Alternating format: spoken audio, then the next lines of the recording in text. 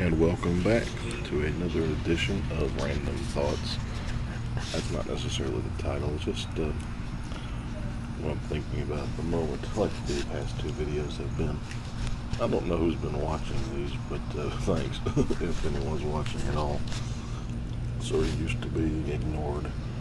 I don't like it, but sometimes I get attention I don't know how to handle, either positive or negative. I'm not saying I don't appreciate it. It's just, I've never been good with taking criticism. Don't know why, and I don't need the whole spat that I've heard before, where you gotta learn. Of course I've gotta learn. Everyone's gotta take criticism. But I think the concept of constructive criticism can be done so much better. The statement itself is an oxymoron. And, if you're going, constructive, it talks about building. To criticize means to take apart. So if you're going to construct a building, you're not going to criticize it right after. So dismantle it, so to speak. This little idea that could be done better. I get what the idea is, of course. You want to give feedback that can be called constructive feedback.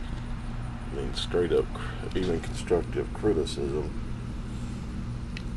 intentions may be good, the criticism may be correct, but it has to be dealt with from a position of love, respect, and understanding.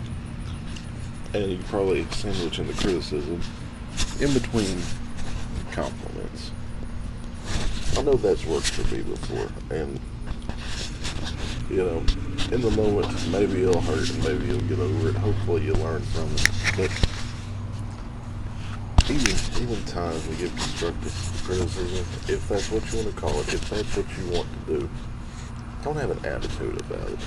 Because when you do that, you come from an attitude of high and mighty. I knew this girl once who would say all this stuff just with a real sarcastic and just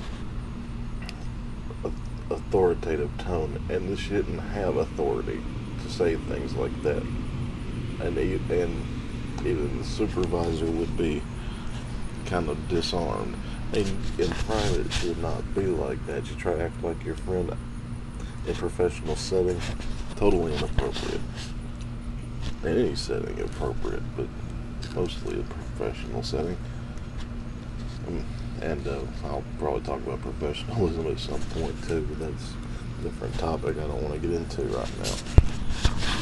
So there are better ways to talk to someone where they may be falling short or not doing their best. We all get there. We all need to be told, hey, you're going in the wrong direction. And really, if you're not telling that to a person from a position of love and respect, and they're doing something you shouldn't be doing, what kind of friend are you being? What kind of family member are you being? It's what kind of coworker are you being? Supervisor, acquaintance, whatever you want to say it. What kind of neighbor are you being? If you know that person's doing something that is harmful to them, if it is negative to themselves or their family, if they're doing something that's affecting other people negatively in any way, you really need to call that out from a position of love, respect, and understanding. And that's just a thought for today. Hope you enjoyed it, and there's plenty more to say, so stay tuned.